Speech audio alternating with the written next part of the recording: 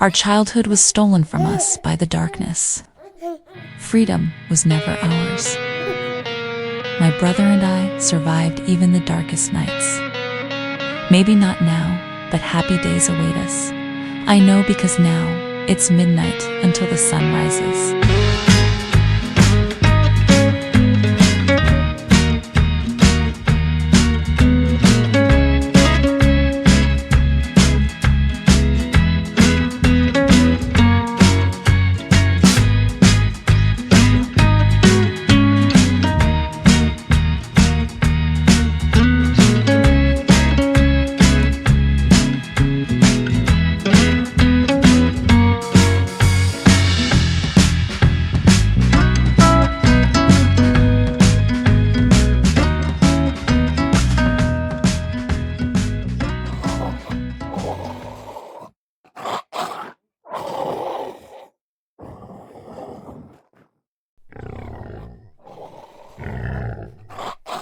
The scariest and most dangerous monster is the human being.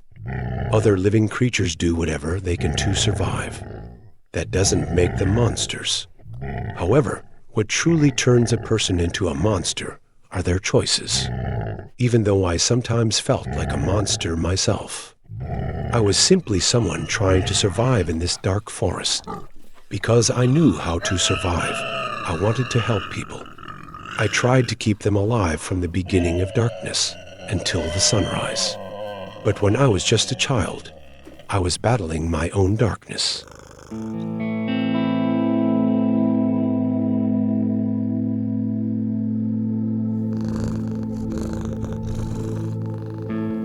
Yes, you are close to learning about my grandfather's diaries. But I want you to understand the circumstances that drove me to read those diaries better. If I had chosen not to read them and avoided throwing myself into this adventure, my life could have been very different. I'm sure my sister's life would have been very different as well, because I was the one who dragged her into this. But you need to understand something clearly. While it might seem like this path was entirely our choice, our family's subtle influence also pushed us to walk down this dark road.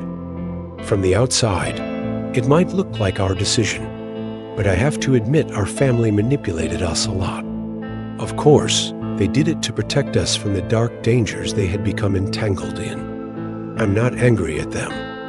At one point, we had the chance to run away, but that kind of behavior wasn't in my nature or my sister's. As a result, our own choices defined who we were. Yes, choosing this dark path and turning into a monster feared by the wicked was our decision, because the good deserve to live in this world more than anyone else.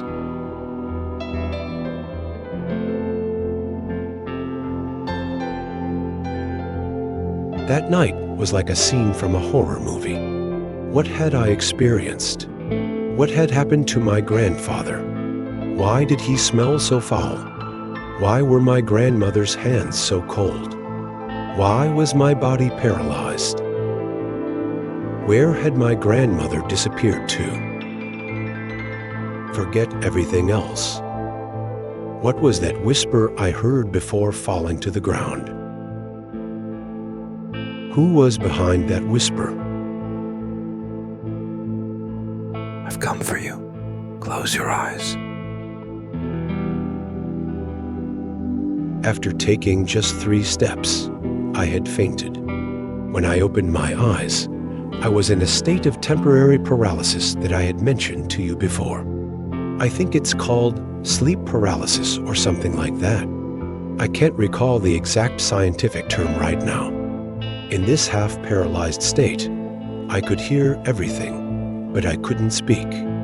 I couldn't move my hands or arms. I couldn't even open my eyes. My grandfather and father, who were standing in the room, thought I was unconscious. To make sure, they even tickled my feet, but I couldn't react. Then I heard my grandfather ask my father, what exactly did he see? My father replied, "You were there. Whatever he saw, you would know better. But even if he saw something, I doubt he understood it. He couldn't have heard anything before fainting, but I think we won't be able to keep him away from this. Then my grandfather said to my father, "You are like him, but you've already surpassed me. I'm getting old now, and one day you will too. I trust my grandson. One day he will be in a place different from all of us. It seems he will also be the one to raise his sister." God? What was it that my grandfather and father wouldn't be able to keep me away from? What were they hiding? What was in that notebook or book? What was it that excited my grandfather so much? There was only one way to find out the answers to these questions. I had to learn whatever was written in that notebook or book. I had to learn everything from the beginning. Everything had become so entangled. Where did my grandmother or my mother fit into this? Why had my grandmother suddenly vanished behind me? Was she afraid of my grandfather? Was I the only one who had heard that whisper? God? Why was I experiencing all of this for no reason? The time had come to seek the answers to these questions, but I didn't know where to start. I was simply piecing together clues from events that seemed like coincidences. It was as if I were searching for the missing pieces of a puzzle. I was sure I would find them, but I was afraid of what I might learn. More specifically, I was scared of discovering that the people I knew, my family, were completely different individuals. I didn't want to be disappointed. My sister, who was blissfully unaware of everything, was just living her childhood. If you knew the darkness she was fighting against, you would admire her. I'll tell you about her as well. Finally, I could move my body again. My grandfather and father realized I was awake. They called out to me and asked if I was okay. What kind of question is that? Of course, I'm not okay. I wanted to shout at them. But instead, I said, "I'm fine." What happened to me? Because they shouldn't know what I saw or heard. If they didn't know, they wouldn't know what to hide. They told me, "Your blood sugar dropped and you fainted." What was blood sugar? A word with blood in it? How ironic was that answer? Anyway, my eyes caught the notebook or book my grandfather had thrown at my father. It was lying on the table. I had to find a way to read it. To distract them, I said, "Where did Grandma go?" She was right behind me.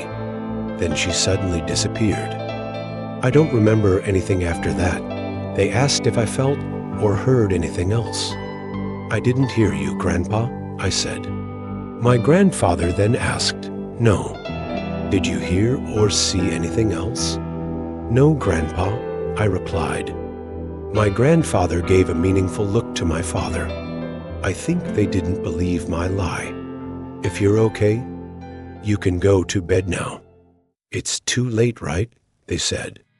I got up from where I was lying, but my eyes remained fixed on the notebook. I must read that notebook as soon as possible. The secret my grandfather was hiding had to be written in it.